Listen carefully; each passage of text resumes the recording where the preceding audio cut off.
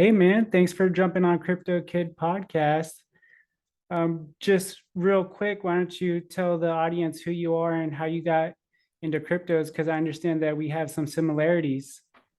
Absolutely. Well, I'm Colin O'Brien. I work at head of marketing and public relations for Rubic.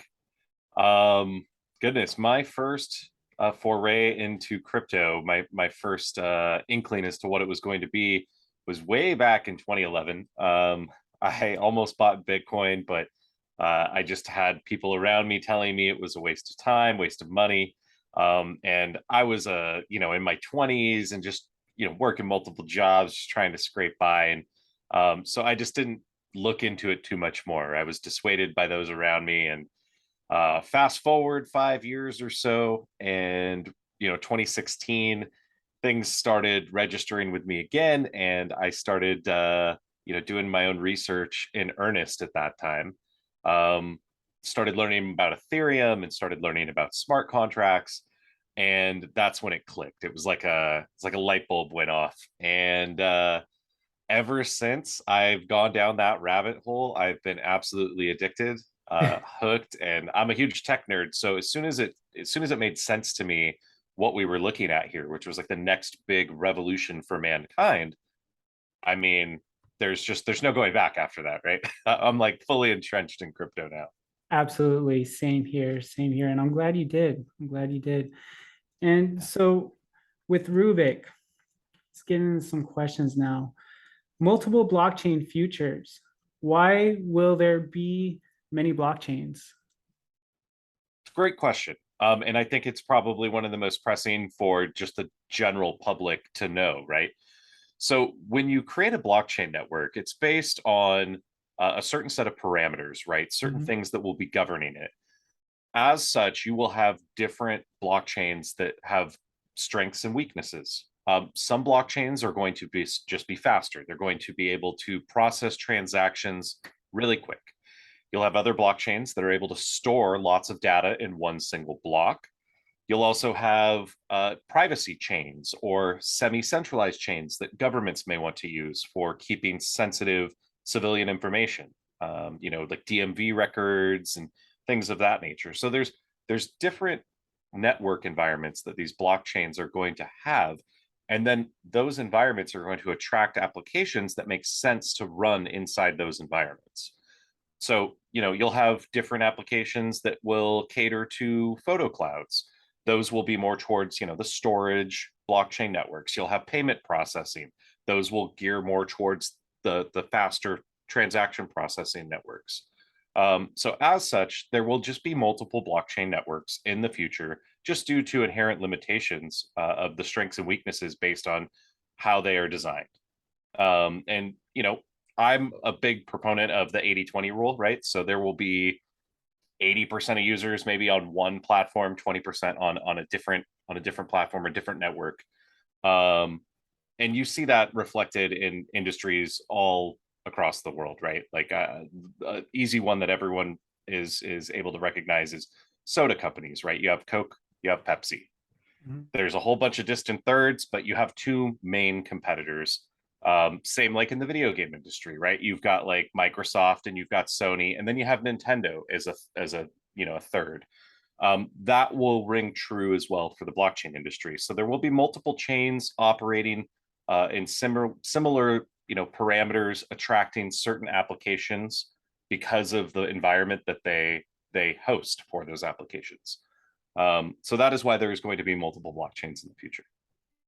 I find it interesting that Walmart started using a blockchain to their industry. So I was quite excited when I found that out. I was like, whoa, really? I didn't know that. So yeah, it's just like the internet in the 90s. Not a lot of people really understand it, but as time goes on, people will really start adopting it to their everyday lives, just like with digital identity and smart contracts, real estate, and a bunch of other things too. Yeah, I couldn't agree more. I think that where blockchain is right now, where Web3 development is right now, is very comparable to where Web2 internet was in the late 90s, early 2000s. Mm. We've yet to really establish who the big players are in the industry. Everyone is still trying to find their identity, and we haven't really had the first applications yet that are so, you know, needed by people and so desired by people that it creates that network effect where people just start onboarding rapidly and start jumping into this new ecosystem. I agree. I agree. Now, cross-chain, what is the importance of having the ability to move value between blockchains? Well, I think it's critically important if people are going to use applications on their mobile devices the way they do today. Let's assume you have a popular application like Venmo, right? And that's Mhm. located on a blockchain network that handles payment processing. But you are looking to, you know, download or print out Google Photos and have that to, you know, to go to a company like Vistaprint or something, right? How do I move the value from the application that's on one network to an application that's on another network? There needs to be some type of protocol operating on the back end that's going to facilitate the transfer of that value between app environments. So that's the huge, you know, deal with cross chain is there is going to be multiple blockchains. How do we make it that it's seamless for people to be able to use applications the same way they do for Web 2 without any complication or hassle, which has existed in the space for the last few years when we, you know, started creating all these layer 1 and layer 2 blockchains. That is where Rubic comes in, and that's where we're just trying to make it easy for people to use applications that they use right now without even realizing all of this complicated stuff is happening on the back end. Dude, I remember when I got into it, like started investing in 2017, it was so simple just to like jump on Binance or another popular exchange. And it was just like so quick and a snap of a finger. No, and now I feel like it's complicated. Now you have to have a authenticator, two-step authenticator, and you have to put in your social security number, and like the technology was designed to be where nobody knows who you are, and you could just like transfer money to peer without without anybody really having an idea what you're doing.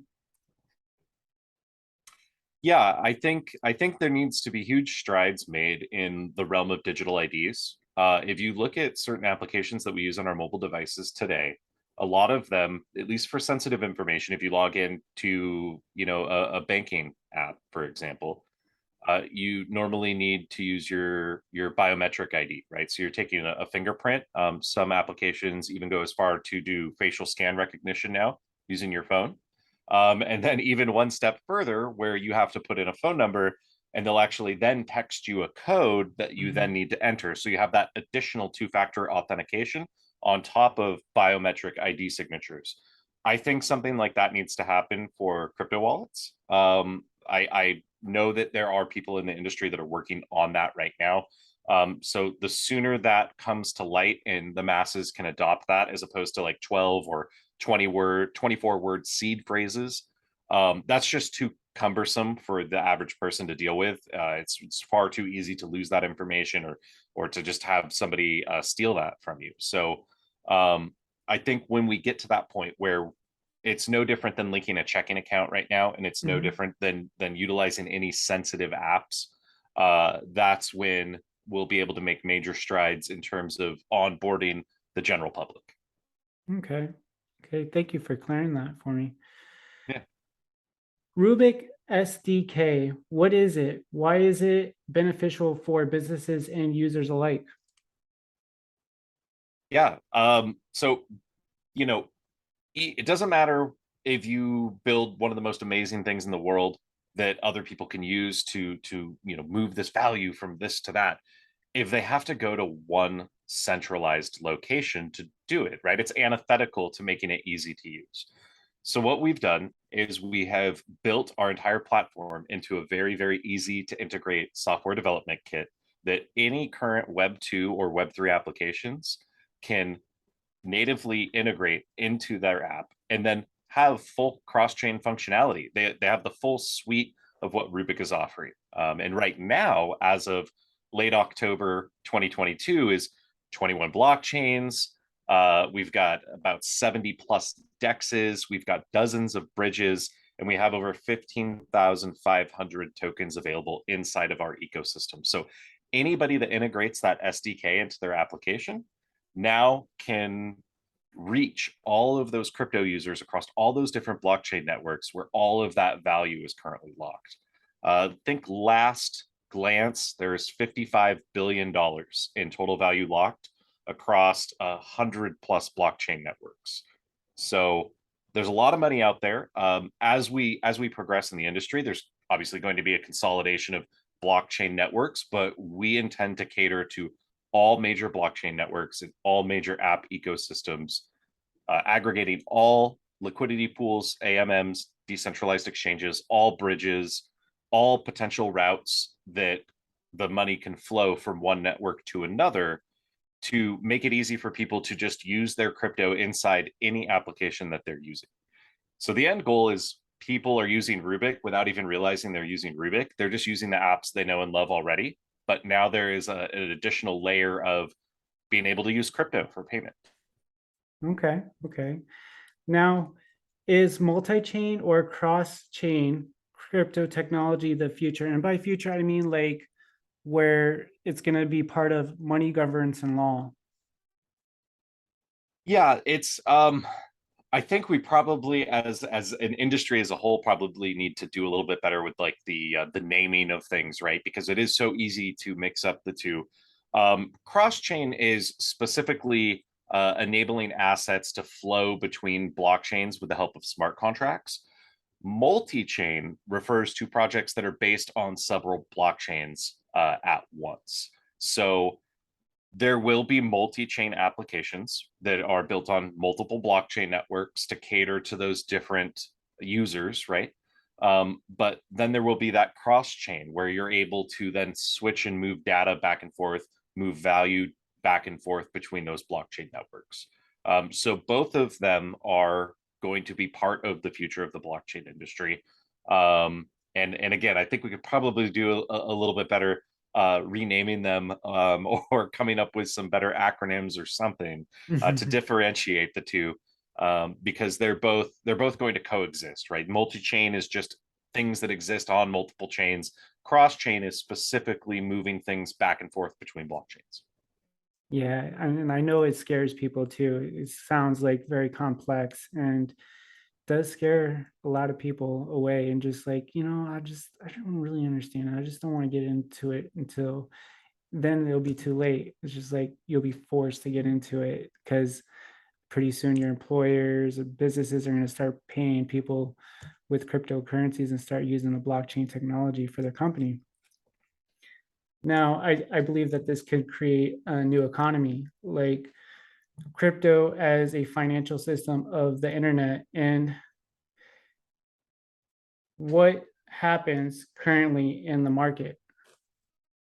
Like what's your opinion on what's happening in the current market with the new economy coming? Does that make sense? Yeah, I think what we're seeing right now in terms of global economic turmoil, right, is the death throes of the fiat financial system. Um, it's almost funny money a lot of the time, right? They just keep printing and keep printing and keep printing trillions and trillions of dollars. They're, and you hear the World Economic Forum talk about this great reset. I kind of agree that that is something that is inevitable at this point because the entire system as it was created was doomed to fail from the beginning. Just from a math perspective, from a logical perspective, taking into account just human nature. It was eventually going to be exploited like it is right now, and we're going to see a collapse of that system. What will replace it is a central bank digital currencies replacing fiat. So there will be a cashless society. I think there's no putting Pandora back in the box. The technology exists. The technology is there. It's a, a tax collector's dream, right?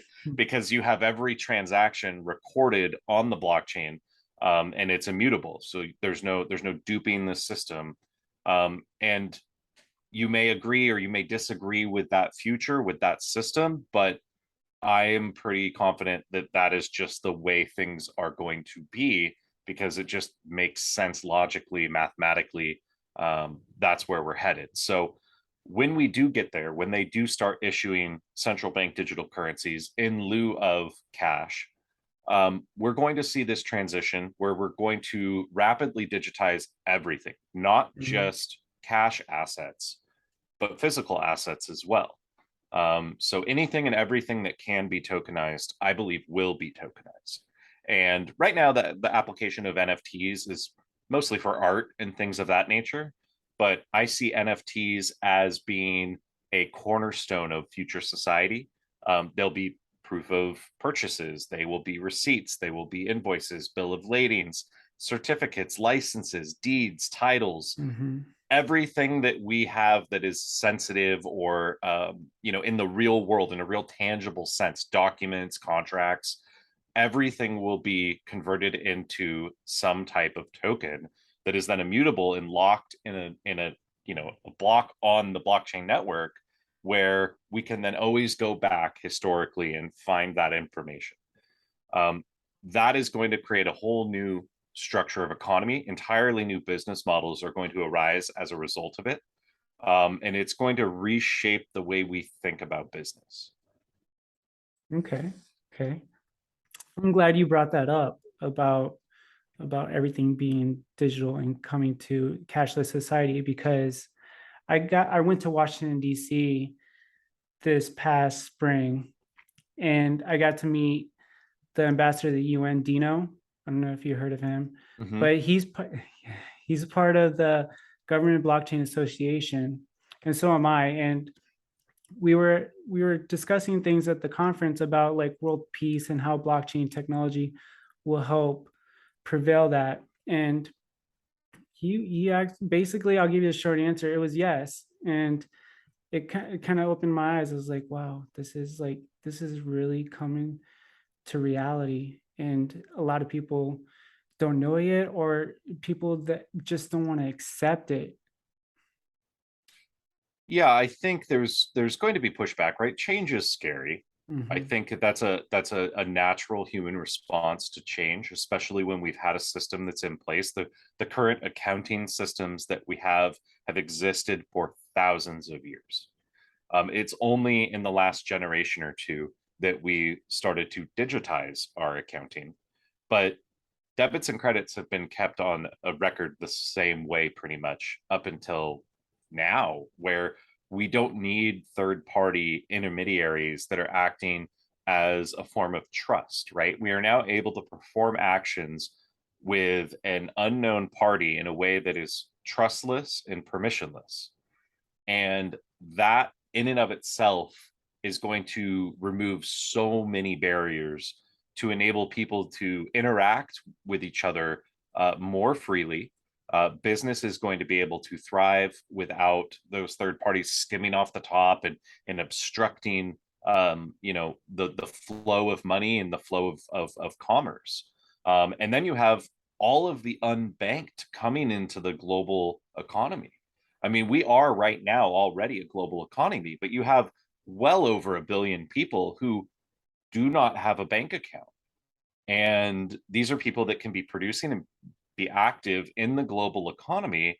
And I think when they finally are, you're going to see more small businesses in those local areas start to form, because they're Hmm. able to tap into something that's bigger than what they have just locally, geographically in their area. And again, there are so many new business models, and there's so much potential for the human race as a whole, that I think even the smartest, most prescient people today would be wrong on guessing where the future of humanity will be in the year 2100. I think we're headed down this path of true globalization. And again, you can agree or disagree with that, but I think it's an inevitability, and I think it's important to just recognize that, right? Like before we created the airplane, for example, it would have been unfathomable to people to globetrot, for people to move from not just country to country, but continent to continent so easily and so freely and cheaply that Mhm. it enables business to thrive in a way that was never possible before. So the same way those revolutions, in that sense, the transportation revolution greatly affects commerce, greatly affects business, greatly affects mankind. I think that this is very similar. This is the next revolution. This is the data and financial merge revolution. And, it's going to be a very, very exciting time for Mhm. humanity. And I'm thrilled to be kind of at the tip of this spear. Likewise, likewise. Now, people that are involved with the technology now, how can they scale up their business with cross-chain Web3? Well, right now, it's really tricky because there's really low sentiment surrounding the blockchain industry. A lot of projects and businesses in Web3 right now are very heads down, very focused on building up their projects, building out their Mhm. platforms, their applications. But I think in this next run, sometime in the middle part of this decade, we're going to start to see these Web2 tech giants and all the other applications move away from centralized server centers to host their applications, to host their data storage, and they're going to move towards this Web3. I mean, right now, cross chain is going to be fundamental in terms of how the rest of the blockchain industry evolves. So, we're just hoping to position ourselves as a baseline protocol now, because the foundation of the future of the industry is being built right now. So I liken it to TCP/IP or HTTP for Web 2, right? Those were baseline protocols that had to exist to even facilitate or entertain the growth of the industry.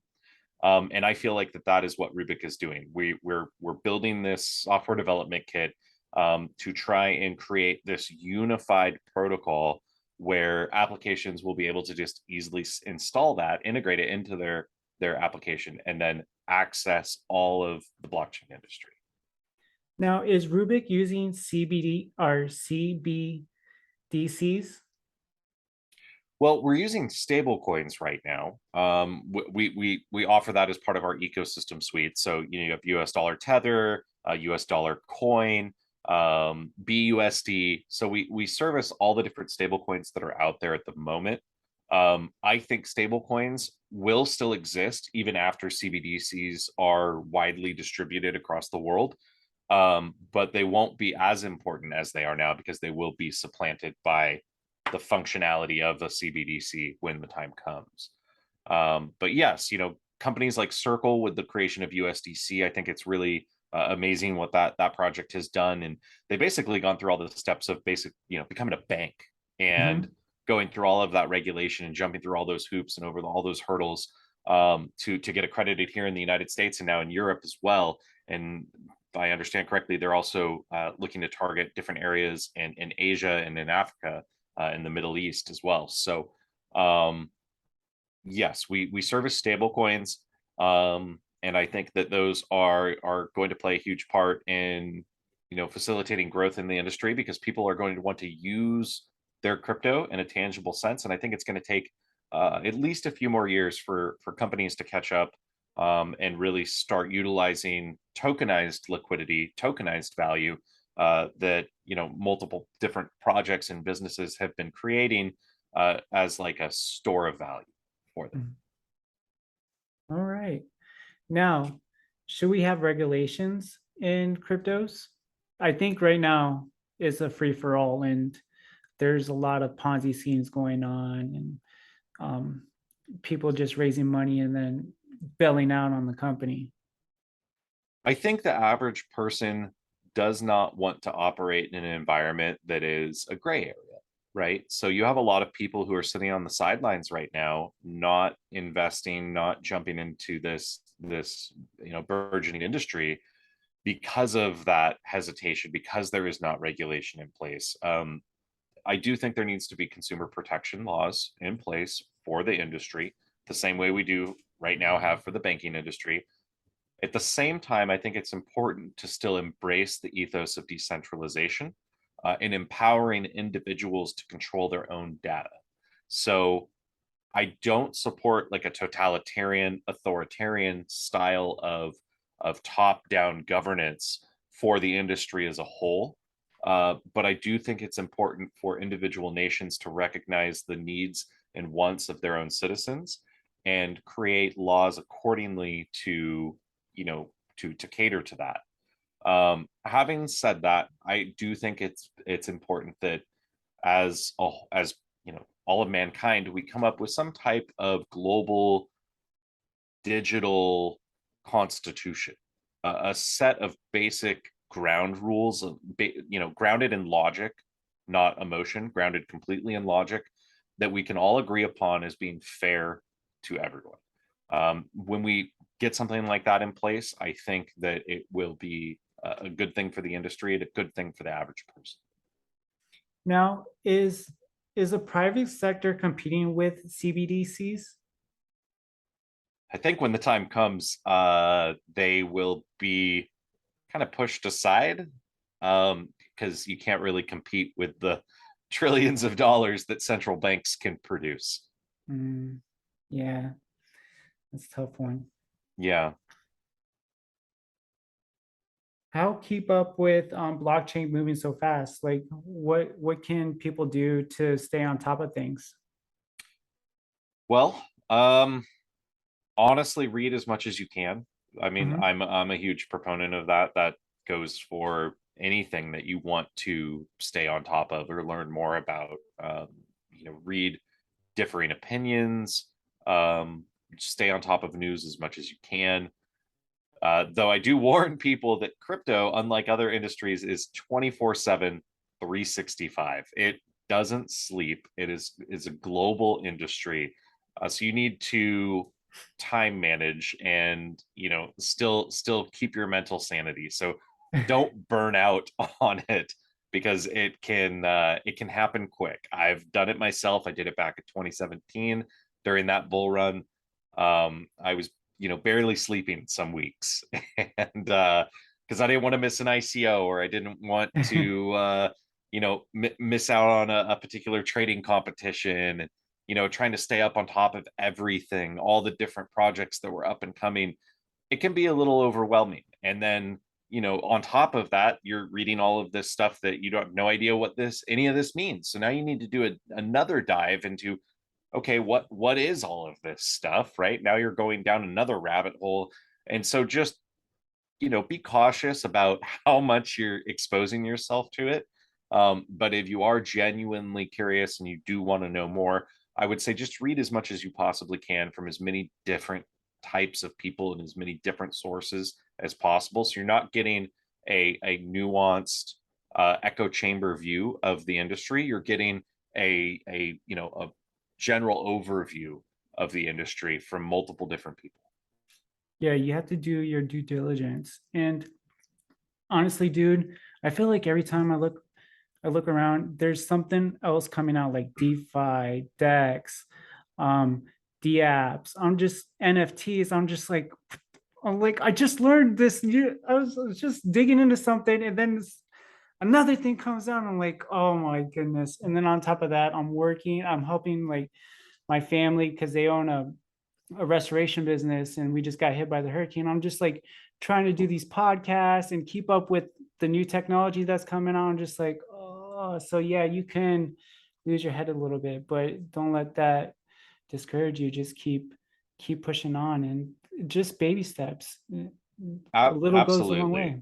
And it's not a sprint, it's a marathon. So I think that's important to keep in mind too. Anybody listening to this right now, you are still very, very early to the party. I think we are in earnest 2 additional cycles in the industry away from getting to mass adoption. So I think we're going to have another bull run sometime around 2024, 2025, and then I think we'll have another one sometime between then and 2030. And these are healthy growth cycles for the industry. You can't just go up forever, right? Like there needs to be a pullback and a contraction, a consolidation, and then the next leg up. So I think we're going to see two more major cycles in the industry before we get to that point. So if you are listening to this today, if you are involved in the industry right now as a novice beginner, you are still way ahead of everyone. It's something like 3% of people around the world own any crypto. And the vast majority of that 3% is a meme coin like Doge or, some other meme token that, and they own very little of it. They own, a humorous amount, 5, 10, $20. It is it is really funny because I felt like I was missing the boat back in 2017. Like for that whole bull run, I was like, oh my gosh, I'm late to the game. Like I should have gotten back in it when it was like, 2011. I should have gotten into Bitcoin then. And I could have gotten into Ethereum back in 2013, 2014 when they had their launch. And you know, you're still early. You're still take it from somebody who's been in the industry for a while now. I can safely tell you that yeah, it is early. It won't be until I think 2030 that things really hit their stride mainstream, and you'll start to see the growth in the industry slow down. But there will be a period of time, sometime in the next 5 to 10 years, where we do see mass adoption, where millions of people per day are jumping into the ecosystem for the very first time. I personally believe that day is going to be when governments around the world start issuing CBDCs to their citizens by saying, hey, we're going to let you do this transaction with your bank to convert all of the money in your checking and savings accounts into CBDCs for a one-time no fee. And then we're going to just see such a rapid adoption of crypto and Web3 around the world. Who knows what nation is going to lead that charge, but I do believe that when that day comes, we're going to see so many people jumping into the industry so quickly. It doesn't matter how well we prepare in the industry, it's going to make our heads spin. I agree. And plus, everybody has to start somewhere, right? Absolutely. So jumping back to Rubic chain or the Rubik exchange, is there fee trading? So right now, what we do is it's $1 per trade. It doesn't matter how big that trade is. We do offer people who integrate our SDK the option to choose between either 0.3% or $1. That's completely up to them. It's at their discretion. Though we do incentivize just the $1 fee.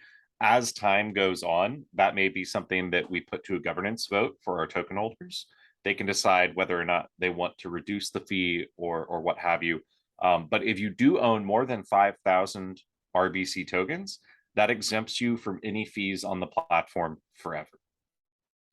Now, what is fees sharing though? Fee sharing is what we do with people who integrate our SDK. So that $1 on a transaction, if somebody does a cross-chain swap within an application that has our SDK integrated, 50 cents would go to Rubic, 50 cents would go to our partner who has integrated our SDK. So to any of you businesses out there listening, or to any of you developers, it's just additional revenue for your business to integrate our protocol. And everybody likes additional revenues. Yep. So we're coming close to the end. Is there anything you would like to share, like any events, any upcoming like drops that are about to happen with Rubic? Well, we do have Kava network integration coming up pretty soon. We also have Hedera Hashgraph integration coming in November as well. It is going to be a wild 2023 for Rubic. We are doing kind of an internal rebrand of the product and how we're packaging that to the public and to other businesses. So we have more information that we're going to be sharing. I can't get into it too much, Oh, come on, but man. we are basically expanding our software development kit to include more than just decentralized exchanges and bridges across the 21 plus blockchain networks we have now, oracles, signals. We're looking to expand our protocol to encompass every aspect of and to cater to Web3 in a way that no one's really thinking about right now. But really, again, it's about empowering businesses to enable their users to be able to experience Web3 without even realizing they're using Web3. The only thing that will change, I see in the future for people that are using applications from a Web2 to a Web3 app would be, as opposed to connecting a bank account, connecting their crypto wallet. That's it. So yeah, we've got some really exciting things in store. We've got a lot that we're working on behind the scenes. Nothing that I'm able to like share in detail right now, but I can tell you that, again, that software development kit that we're building is going to incorporate more than just what we have right now. And we are really going to aggregate as much data and as much value across the industry as we possibly can, and just make it for people to use and interact with. Dude, you had me at the edge of my seat. I thought I had you for a second. I really do appreciate you coming out on the show, and I'm honored, and I wish the best with your endeavors, and I hope you have a great night or Awesome. day, Thank you wherever very you're much for at. having me. Take it easy, man.